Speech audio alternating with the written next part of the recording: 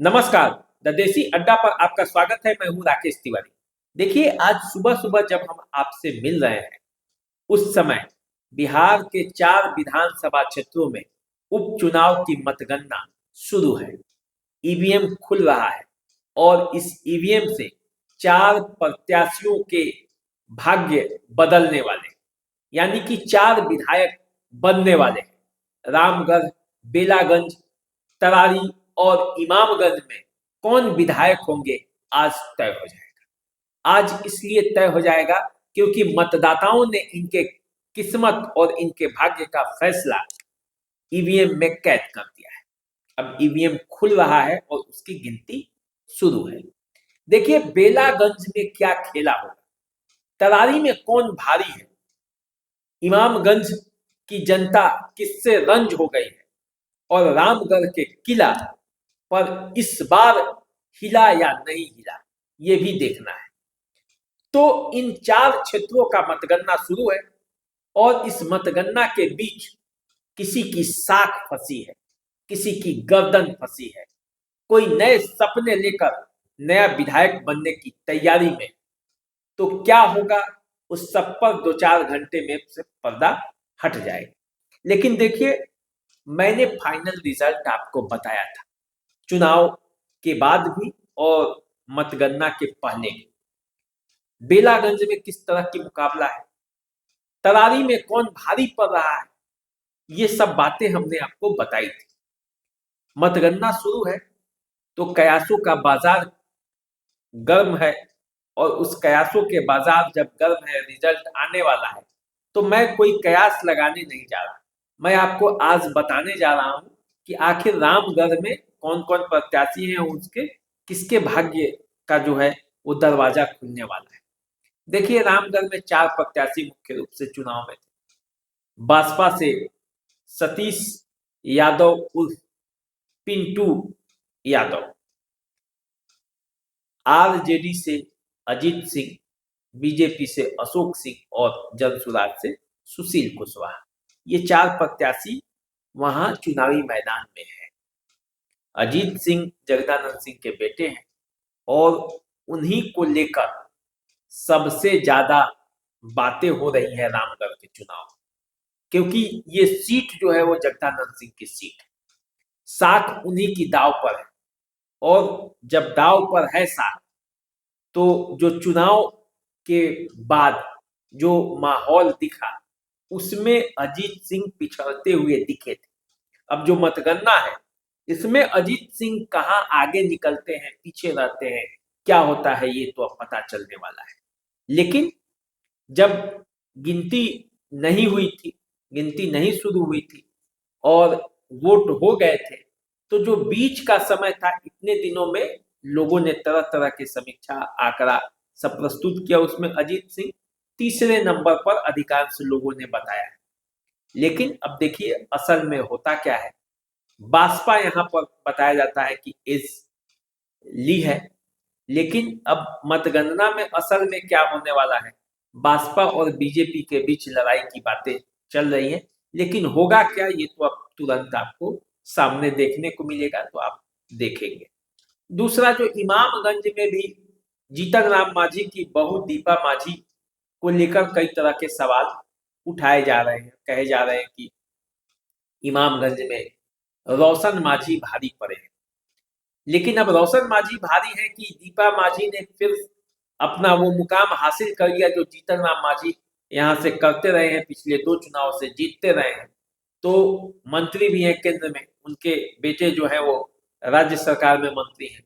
तो दो दो मंत्री, केंद्र में मंत्री, राज्य में मंत्री। दीपा मांझी, उनकी बहू, मुख्यमंत्री खुद रह चुके हैं बिहार के, 2-2 बार इमामगंज से जीत चुके हैं। मांझी वोटरों की अधिक संख्या है, तो उसका भी जो है यहाँ पे परीक्षा होना है। तो आज इस मतगणना के बाद जो रिजल्ट आएगा, वो कई मायने में खास होगा इमामगंज के राजनीतिक इतिहास के लिए, क्योंकि पासवानों का वोट का मामला है। चिराग पासवान यहाँ चुनाव प्रचार करने नहीं आए, कई तरह की बातें हुई। कुशवाहा वोटों को लेकर भी सवाल है कि आखिर वो एनडीए में रह पाया कि नहीं रहा, कि फिर लोकसभा चुनाव की तरह वो आरजेडी में चला गया। और यदि ये चला गया तो फिर 2025 के विधानसभा चुनाव में क्या होगा, ये सब बातें इमामगंज को लेकर हो रही। अब आइए बेलागंज। बेलागंज जहां कई तरह का खेला हो रहा है।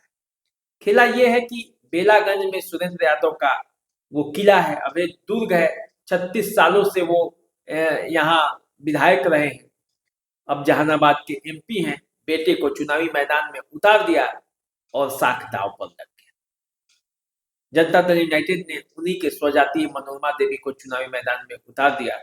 वो भी एक अच्छी खासी फैमिली की है, दबंग फैमिली उनका भी है। जन सुराज ने अमजद मुखिया को यहाँ से चुनावी मैदान में उतारकर पूरा खेल ही गड़बड़ किया है और इसका अंदेशा भी है। यदि बेलागंज के चुनाव परिणाम चौंकाने वाले आते हैं, सुरेंद्र यादव के बेटे हार जाते हैं, तो उसमें जन सुराज का बड़ा योगदान होगा।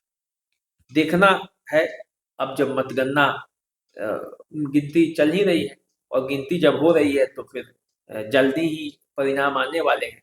थोड़ा सांसें थाम कर बैठिए बेलागंज के लिए, क्योंकि बेलागंज बड़ा ही महत्वपूर्ण जगह है। यहाँ का जो चुनाव परिणाम है वो बड़ा दिलचस्प होने वाला है। अब तरारी में कौन भारी है? तरारी जो कि आरा लोकसभा क्षेत्र का एक विधानसभा है और यहाँ से बाहुबली सुनील पांडे का तूती एक जमाने में बोलता था।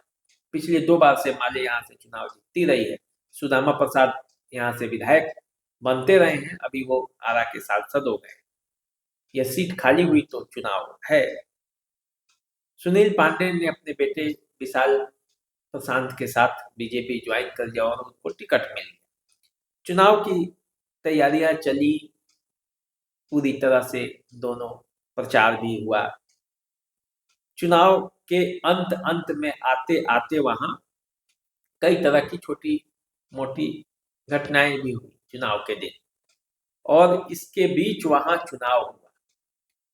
अब बीजेपी के वोटर वहां इंटैक्ट है। कुछ वोटरों को आप छोड़ दें तो वहां पे बीजेपी के वोटर जो हैं इंटैक्ट है और वहां ऐसा लग रहा है कि भारी पलड़ा पड़ेगा।